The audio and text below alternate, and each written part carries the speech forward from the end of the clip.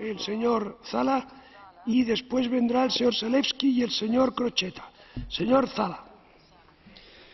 Dámy a páni, samozrejme, pokiaľ nie je reálna podaná palestínska žiadosť generálnemu tajomníkovi OSN, my nevieme presne, čo bude jej obsahom, kam bude smerovať.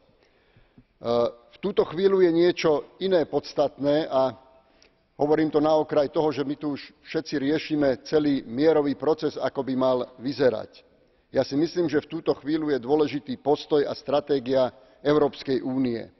Nie je možné a bolo by proti duchu Lisabonskej zmluvy otázku na jednotlivé členské štáty a vyhnúť sa stanovisku Európskej únie ako celku. Bola by to chyba, lebo Európska únia je vo svete a špeciálne v arabskom svete vnímaná ako arbiter medzinárodnej legitimity. Prívlastok soft power dáva Európskej únii veľkú kredibilitu. Preto musí pani Ashtonová a jej úrad vyvinúť veľké úsilie o jednotné európske stanovisko k palestínskej žiadosti.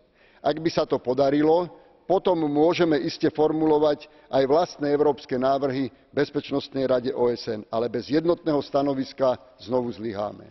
Ďakujem. Gracias, señor Zala. Ahora tiene la palabra el señor Zalewski por minuto y medio y seguirá el señor Crocetta y el señor Schäfflin. Señor Zalewski. Dziękuję bardzo, panie przewodniczący. Proszę państwa, rozmawiając o problemie Bliskiego Wschodu, o relacjach palestyńsko-izraelskich, mówimy